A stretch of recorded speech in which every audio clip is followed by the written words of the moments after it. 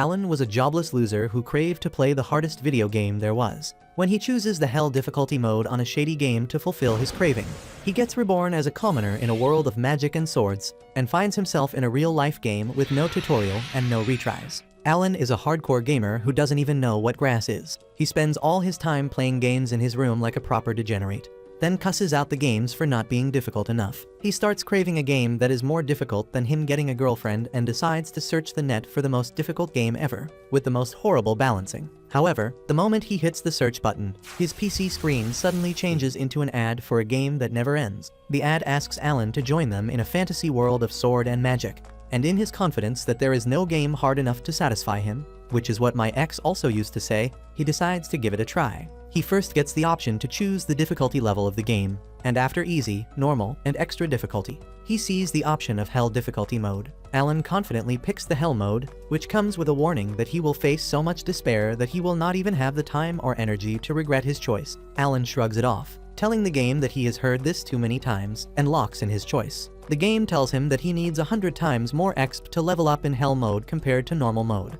and then presents a list of character classes he can choose from. The easiest difficulty rating is for the swordsman and spear user, but the difficulty for classes like hero and demon lord is extremely high. However, the greatest difficulty rating is for the summoner class, and that is exactly what Alan is after. He picks the character class and finds that this will give him the social class of a serf, which basically means commoner in the game world. He also learns that the game is still in alpha testing, which makes him wonder how can he access it.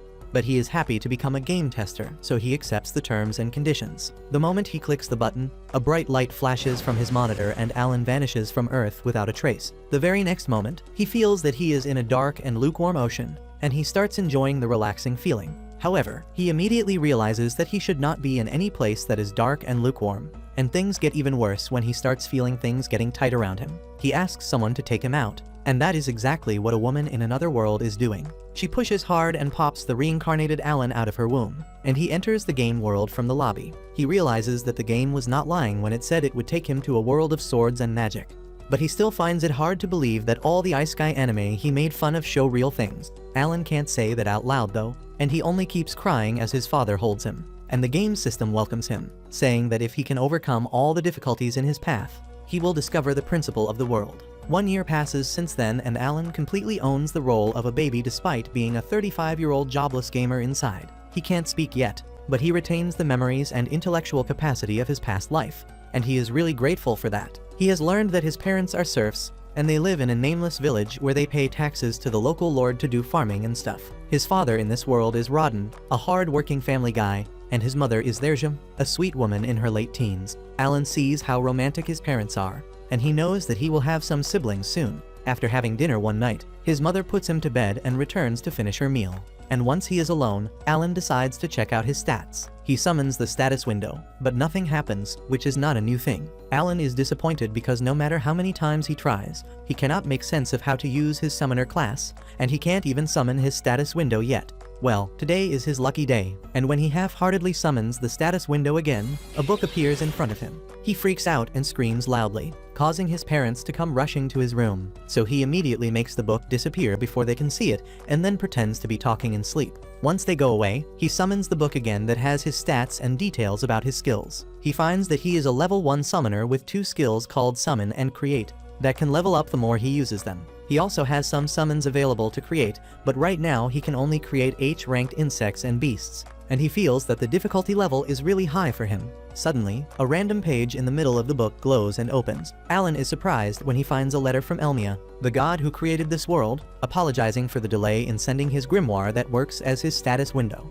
Elmia writes that since Alan chose a character class that is still under testing, they had to do a lot of paperwork to get his grimoire ready quickly.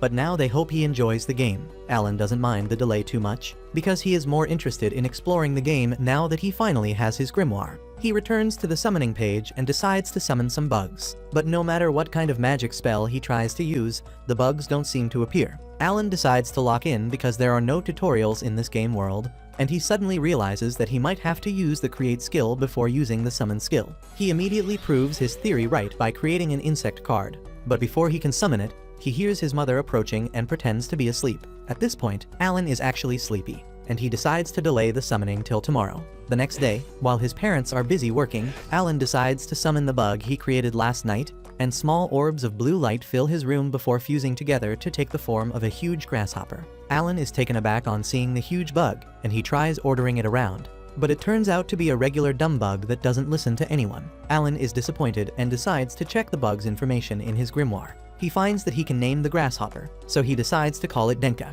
He also finds that just summoning the grasshopper boosted his endurance and agility by 1 point. So he gets super excited and yells out loud. Derja comes to check up on him after hearing that, and when she sees the giant grasshopper, she freaks out and instantly crushes it under her feet. After a few days of experimenting with bugs, Alan creates and summons an H-ranked mouse that buffs his HP and agility. It also doesn't listen to regular commands, but has an ability called Scurry that it uses to run in circles when commanded. Alan has also figured out that he can hold 10 summons at once, and the stats he gets from them stack, which makes him much stronger than any baby his age. One day, as his mom is playing with him after handling all her chores, his dad comes home covered in blood. Derja is horrified to see that, but Rodden tells her that it is the blood of the great boar that he and other villagers hunted. Alan is curious to see the wild boar, so Rodden decides to take him to see it. As Alan rides his daddy's shoulders, he gets his first glimpse of the world outside his house. Rodden shows him a flock of flying monsters and says that they signal the start of the fall season. He tells Alan to become like those birds that are free to fly everywhere,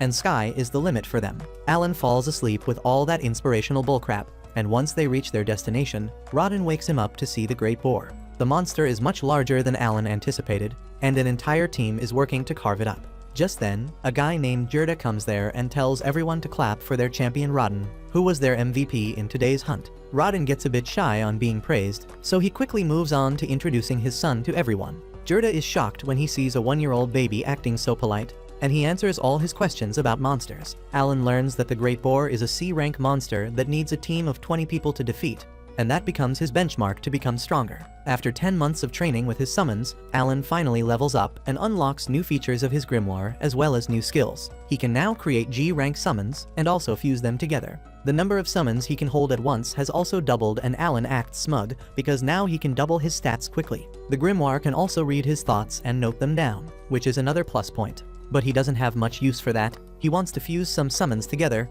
but he needs more mana for that. So he finishes dinner quickly and returns to his room. With his mana maxed out, he tries fusing 2 mice, but the grimoire tells him that he doesn't have enough mana for that. The same thing happens when he tries to create a G-rank summon, and Alan curses himself for choosing this hell mode. Time passes quickly, and Alan is 3 years old now. His maximum mana capacity has increased, allowing him to summon G-rank creatures and also fuse them. He fuses a G-rank insect with a G-rank animal, creating a G-rank bird that is smart enough to obey his commands and has the ability to perfectly mimic human speech. His G-rank insect summon is actually a frog, which shows that the author of this story failed his biology class. The frog has the ability to provoke enemies to attack it, while the G-rank mole can dig huge holes. Alan thinks that all his G-rank summons can be quite useful to defeat enemies, but his summon beasts are still a bit dumb, and he knows that he can't go into actual combat with them just yet. Suddenly, he hears a familiar voice and realizes that it is the dreaded time of the day when his friend Krina comes to play with him. She makes both of them pretend to be knights and fight a duel with wooden swords, and despite having his agility bumped up by his summon stats, Alan can't keep up with the pink-haired brat, who swings her sword like a pro.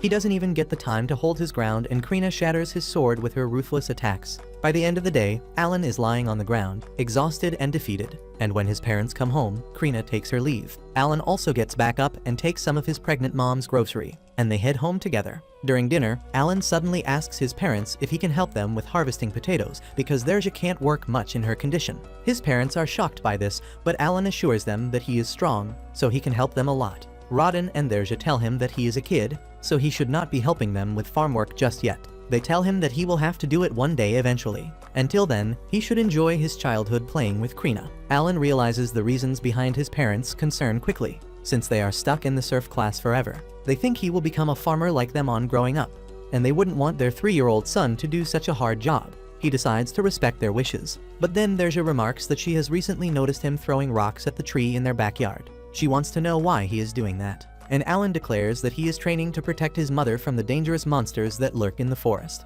Rodden gets immensely proud on hearing that and lifts Alan up.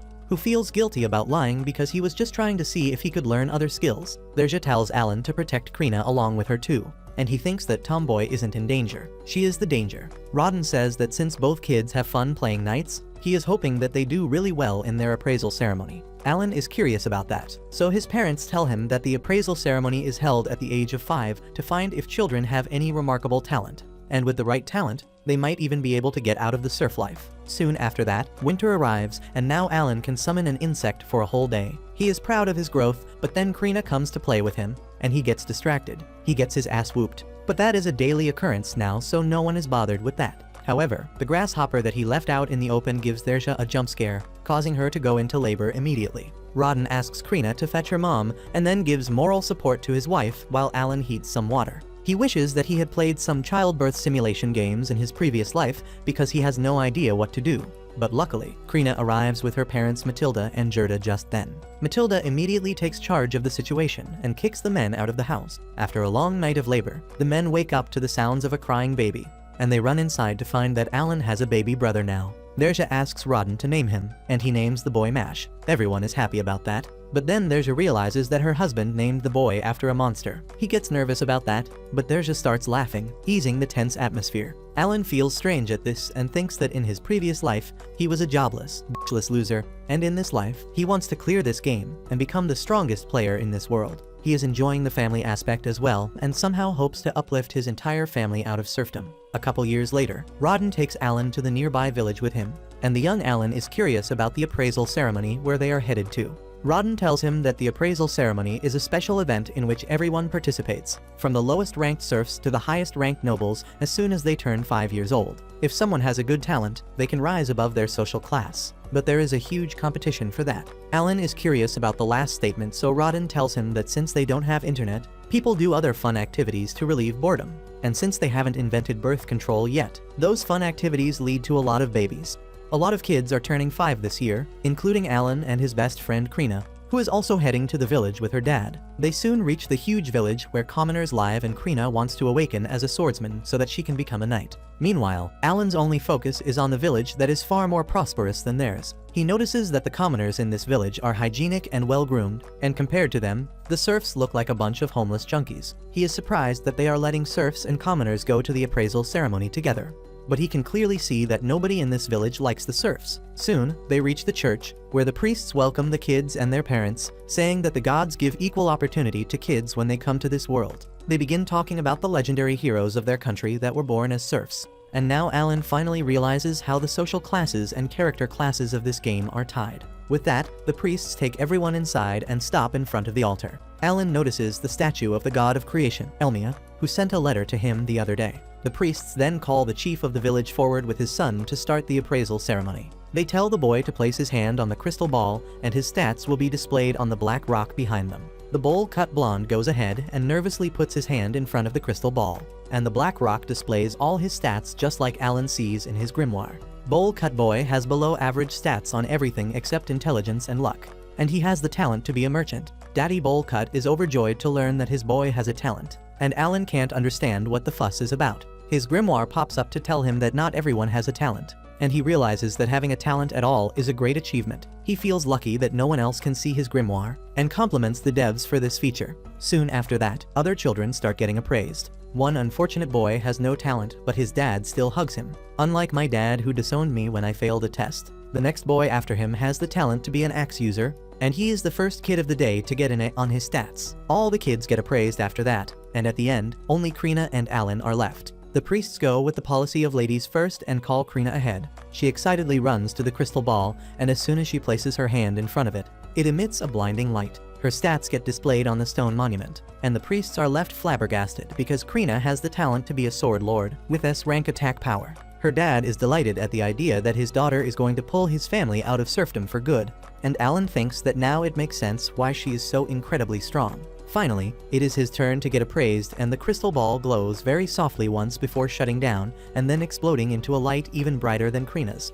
Alan is excited, thinking that his parents will know how awesome he is now. But his dad turns to the priests because he can't read. The priests sadly tell him that his son has no talent, and Alan calls that AI. He runs to the stone monument and finds that all his stats are E-ranked and his talent is just a CAPTCHA code or something like that. Alan starts cussing the devs for making spelling errors in something so important.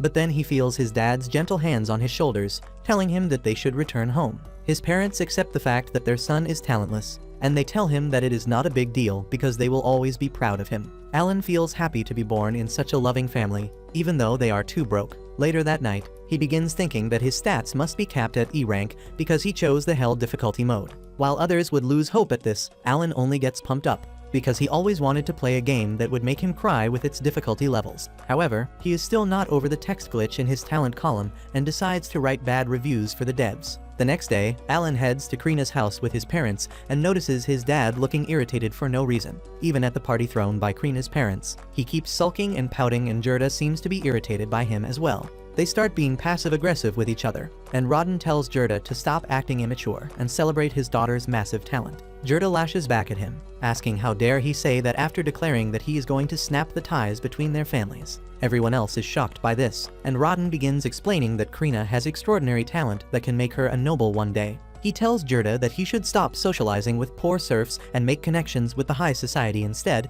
and Alan realizes that his dad is trying to do his friend a favor that he never asked for. The two men start fighting about Rodden's selfish, selfless decision, and Alan gets worried that the fight will become too serious. He asks Krina to ask them to stop, and she pulls out her wooden sword instead. Luckily, she doesn't need to use it as their mothers take charge of the situation and stop the two dudes from fighting. Alan asks Matilda if Rodden and Gerda always fight like this, and she says that they used to be like the old Goku and Vegeta, but they have calmed down after becoming fathers. Matilda and Nerja tell him that all four of them are childhood friends from the same village, and when they heard a new village was being formed, they volunteered to populate it. They came here together and decided to start their new lives near each other, and even built their houses at the same time. Talking about the past helps Rodden and Gerda forget their fight, and they decide to enjoy some nice alcohol instead. The next day, as Gerda is working with the villagers, someone comes to tell him that the knights have come to see Krina. He immediately rushes home and finds that a lot of people have gathered together in the commoner village, including the axe user boy. He gets mad at Alan for no reason and says that talentless losers should not be here. Krina stands up for Alan, declaring that he is here because he is really strong. The boy refuses to believe her and starts pointing fingers. Krina almost bites his finger off, but her dad pulls her back before she can create a ruckus. Just then, the village chief tells everyone to behave because the knights are here. Everyone makes way for the knights, led by Daddy Zenoff, who is a sword master. Krina is really excited to meet real knights, and before talking to her, Zenoff summons the village chief. After some small talk, Daddy Bowl Cut calls Krina and Gerda, who run to see the knights. Alan recalls how they started playing as knights 3 years ago, and now Krina might be taken away to become a real knight. He already starts feeling the bittersweet nostalgia of saying goodbye to his only friend. But things suddenly take a turn for worse as Gerda objects to something that the knight captain said. He says that Krina is only 5 years old and has never touched a real sword before, so she wouldn't stand a chance to pass the test he is suggesting. However, Daddy Zenoff says that since the girl is a sword lord, it is natural for her to win the fight. He even accuses Gerda of lying about his daughter being a sword lord to trick the nobles, and as Gerda tries to explain that it is not the case, the knight captain orders his deputy to start the preparations. Gerda pleads him to stop, but Zenoff says that lying about the tests of appraisal is a crime punishable by death, and they need to verify that Krina actually has the talent to be a sword lord. That is why they are going to organize a fencing duel, shocking everyone who hears that news. Gerda begs for mercy, saying that his daughter is not ready for a real duel yet, but Zenoff declares that if she can't prove her talent through the duel, her entire family will go on a family trip to the afterlife. Alan thinks that it is really unfair and the knights have lost their minds, but just then, Krina sees a knight bringing a sword for her, and she is mesmerized. As soon as she learns that she gets to use the sword, she immediately tells her dad that she will take part in the duel. Gerda can't believe her words, but he has no choice but to let her fight. Soon, everyone gathers around to see the duel between Krina, the young sword lord, and the knight vice captain, whose talent is being a spear user. Krina eagerly lunges at the vice captain, wielding a sword that is as tall as her. She is happy to exchange blows with the vice captain, who keeps parrying her attacks with a poker face. Everyone is shocked to see Krina swinging the sword like that, but Alan thinks that it is natural for her after she trained with him each day for the past 3 years. However, he is worried that she might not have enough skill and experience to hold her ground against a real knight. Just as he says this, the vice captain Lael makes his first offensive move and pushes Krina back. She immediately charges in for a counter, which makes Lael be on his guard, and he instinctively kicks her to a wall instead of facing her sword. Gerda gets hyper on seeing his girl kicked, but the knights subdue him before he can beat the snot out of Lael. Alan and his dad also get pinned by the knights, and he thinks that even though Krina is a sword god, Fighting adults is too much for her.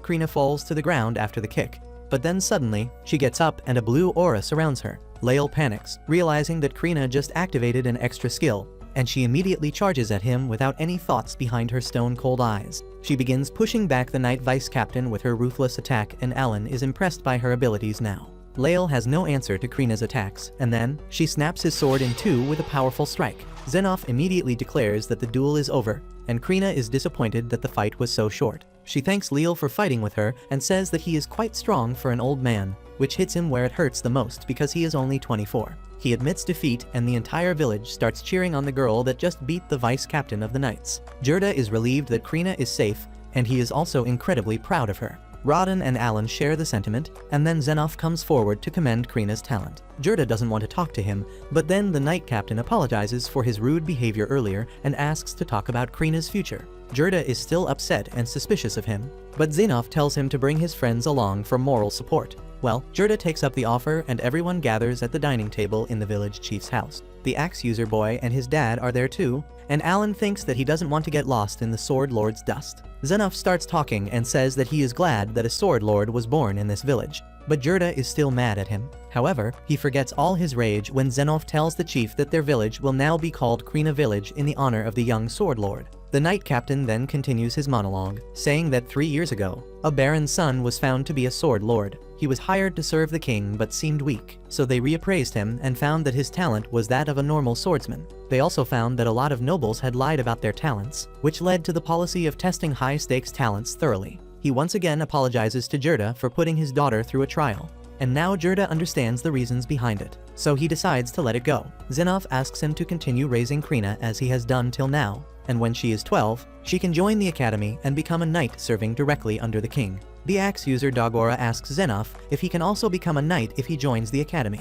and his dad immediately begins explaining how his son is an axe user and he wants to become a knight too. Xenoph affirms and says that soon, a tutor will be dispatched to this village, and tells the boy to work hard to join the academy. Alan just observes everyone while stealing fruits from the table, when Krina says that they will go to the academy together. Dagora immediately says that dumb and talentless kids won't go to academy, so Krina starts fighting with him again. Xenoph is curious about the boy now, so Gerda introduces him and Rodden to him. The old knight immediately gets up to pay his respects to Rodden, the boar slayer, but Rodden is surprised that a knight captain knows his name. Xenoph explains that the baron of this region loves the boar meat they supply him in winters, and he has also heard stories about Rodden, who is the MVP of their hunts. He praises him on the behalf of the baron, and Alan realizes that his dad is really cool. They walk home after that, and Rodden tells Alan that even ordinary serfs like him can be recognized if they work hard. He tells Alan to be proud and work hard because he has his genes. Alan happily pulls out the fruits he smuggled to show his dad.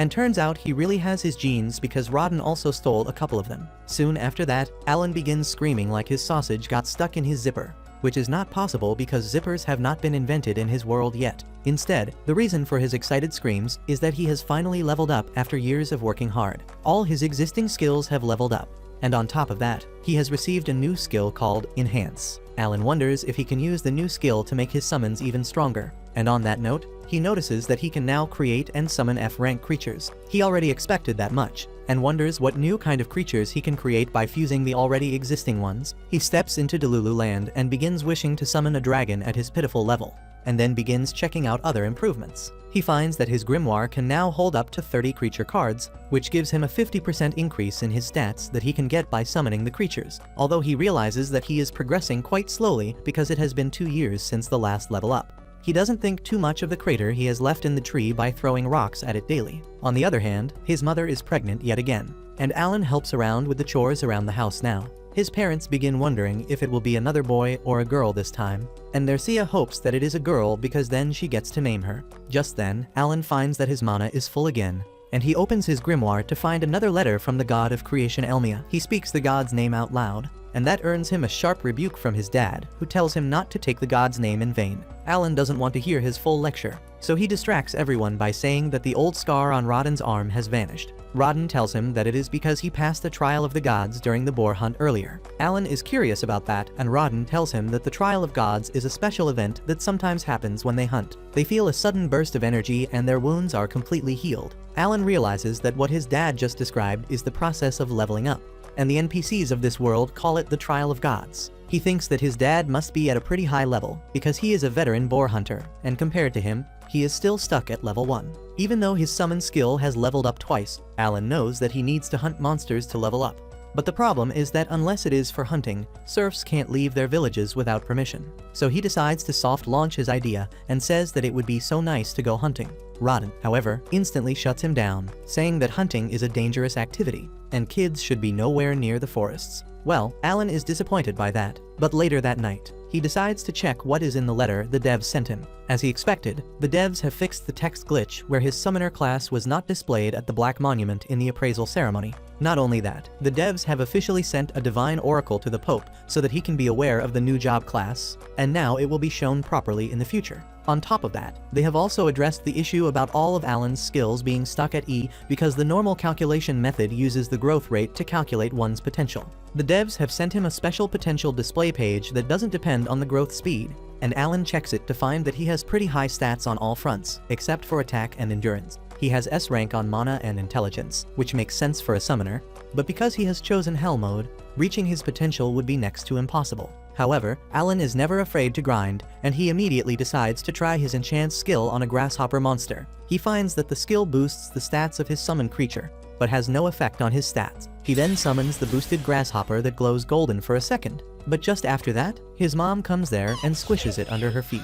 The next day, Rodden leaves for a hunt and Alan finishes the household chores before getting on with his experimentation. He tries all combinations of existing creatures to create new ones, but he only succeeds when he fuses bugs with birds. The result is a grass-type creature somehow, and this logic is even stupider than Goku and Luffy combined. Anyway, Alan is eager to see what buffs the grass-type summon will give him, and he is super happy when he finds that it boosts his mana capacity, allowing him to perform even more summons and fusions. Alan is excited because this can help him grow much faster, and he immediately summons the creature, which is an apple with sticks for arms and legs. Alan realizes that the living apple is not built for combat either and checks that its special ability is called Aroma. He commands the apple to use the ability, and it suddenly sinks into the ground before creating a tall sapling that smells really sweet. Alan thinks that it is a pretty shitty ability to have, but his mom seems to love the aroma, so he decides to leave the sapling there. Later, Krina comes over to practice with Alan again, and even though he gets his ass kicked like usual, she notices that he has become a little better. Alan knows the reason behind this is his sword mastery skill that has reached level 3 after practicing with Krina daily, and on top of that, he now has more stats from his summoned creatures. After she leaves, Alan begins throwing rocks at the tree in his backyard, and he feels burnt out mentally because he has not leveled up even once yet. He also has to look after his younger brother Mash and help with the chores since his mom is busy creating more workers for the village, and he doesn't think that his stone throwing training is worth it. He has also created a small patch full of apple tree saplings because its sweet scent reduces the mana recovery time by 6 hours. Later at night, Alan and Thersia eagerly wait for Rodden to return home, and they get worried because he was not supposed to return early tonight. Suddenly, they hear a commotion outside the house and find the villagers carrying an injured Rodden on a wooden board. Alan and Thersia run outside to help the villagers bring Rodden into the house, who is terribly injured with a huge wound on his stomach. Gerda says that Rodden took a boar fang straight to the gut, and if they didn't have a rare medicinal herb, he would have died before reaching home. Thersia asks how did he have the medicinal herb,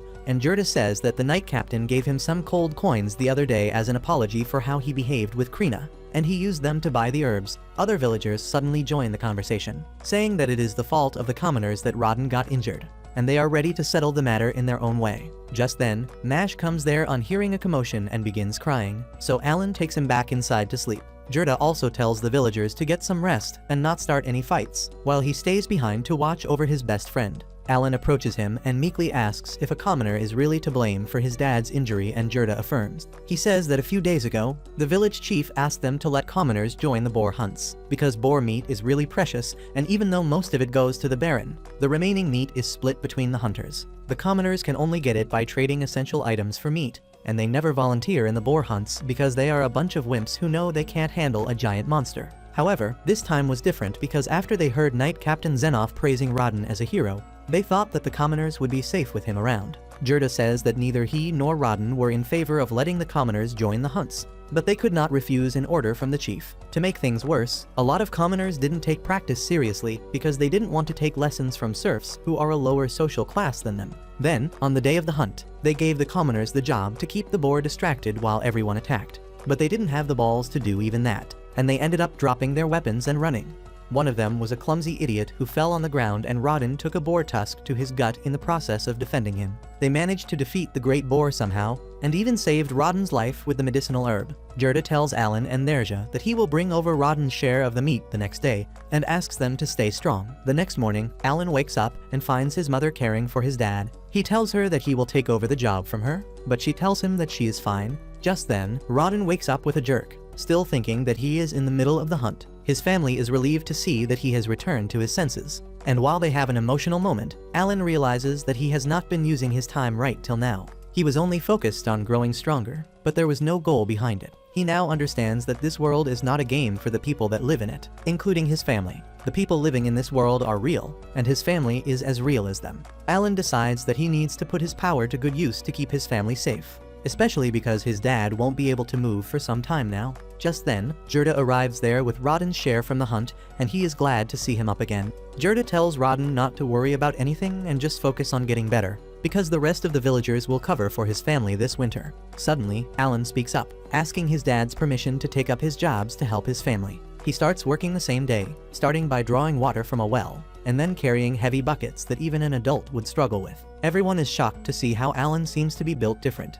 But he has just decided to pull out all the brakes. He has maxed out his physical strength through his summons because that will let him help his family the most. And he is not worried about the attention it will get him, because they already have Krina to distract the outside world. After delivering water to his house, he goes to the fields to learn how to harvest potatoes from Gerda. Gerda tells him to use both his hands to uproot the potatoes, but Alan starts flexing by pulling out an entire bunch with just one hand. He claims that he gets this strength from his daddy and works hard in the field, harvesting all the potatoes in one day. Later, he stares at the harvested potatoes, thinking how unfair it is that the Baron gets to claim over half the potatoes the serfs cultivate.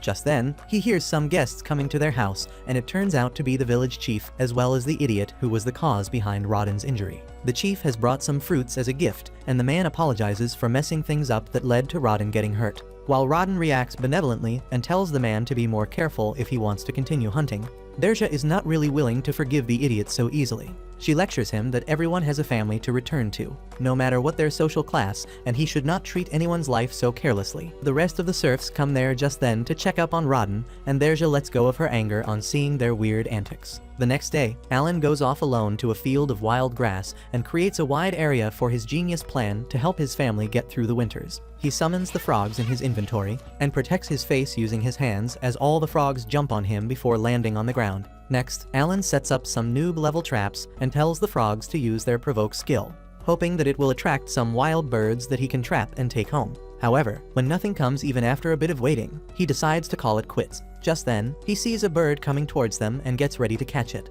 But then he realizes that it is not an ordinary bird, but the B-rank monster called Alba Heron. The monster destroys the traps without even thinking, and then defeats the frogs one by one. Alan realizes that he is no match for a B-rank monster and starts fleeing. But then his status window pops up in front of him, and he thinks that after boosting his physical stats to the limit, he should be able to take down this monster. So he decides to fight back and immediately throws a stone at the monster's head, before charging ahead and hitting it with his sword. The monster hits him back, but then Alan summons a pack of dogs that bite the monster and keep it engaged. However, that doesn't last long either, as the bird monster quickly defeats all of them and Alan goes back to fight with his sword. The monster hits him again, and he takes more damage this time because he has lost a bunch of buffs after his summons were defeated. He feels too weak to even stand up, and then the monster bird attacks him again. Alan somehow blocks its attack with his sword, but he feels that this might be game over for him. But that's where this video ends.